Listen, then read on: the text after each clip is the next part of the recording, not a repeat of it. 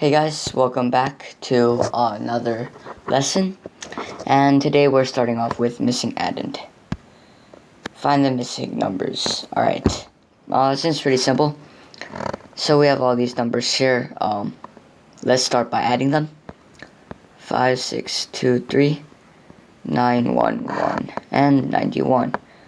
So we're just adding them, and that equals 5, and 2 plus 1 plus 9 equals 12. And that equals 16. Yep. And 6. So, x, let's just call it the variable that we're using to represent this blank.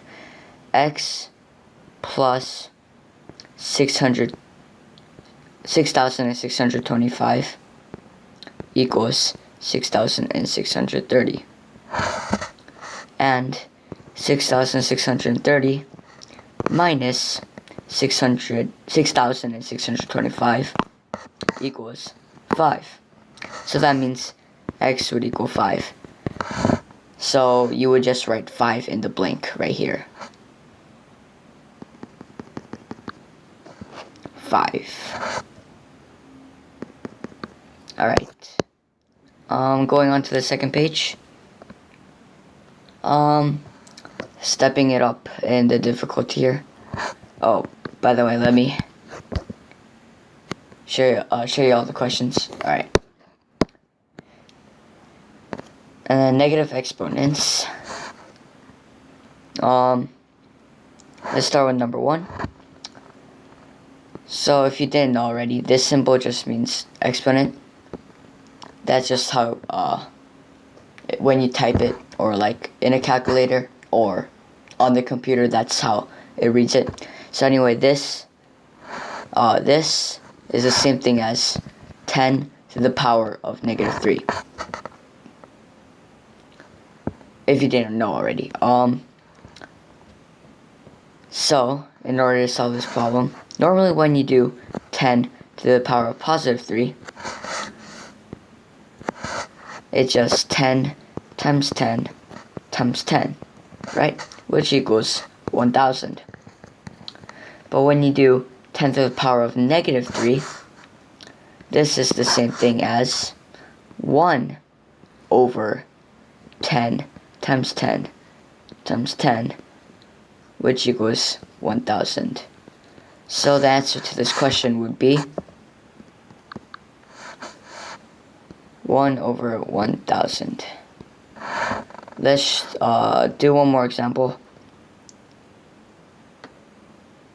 Number 5, why not?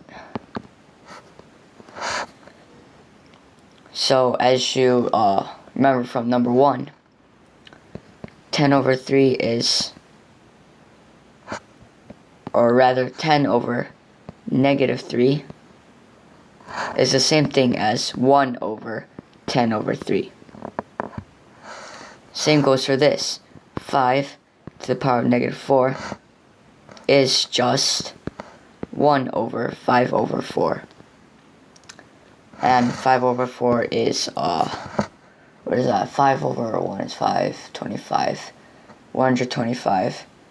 I think it's 625. And that would be your answer for number 5. Oops. Going on to the next page. Write the following expressions using exponents. So number 1, this one's pretty simple. 45, and since 45 is being multiplied 4 times, it'd just be 45 to the power of 4. Let's try number 2, just one more example. It'd be a negative 11 to the power of, let's say, 1, 2, 3, 4, 5, 6, 7. Negative 11 to the power of 7. And don't forget to put parentheses, so it indicates that the negative is also included, like how it is in question 2. Alright. And then conversion for our last page. 77 miles equals how many yards? So I think, if I remember correctly, wait, let me double check. Yeah, so 1 mile equals 1,760 yards.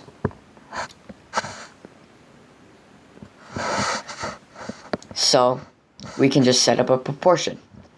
1 mile over 1,760 yards equals 77 miles equals x yards. And cross multiply. So 1 times x is just x, so x equals 1,760 times 77. And x equals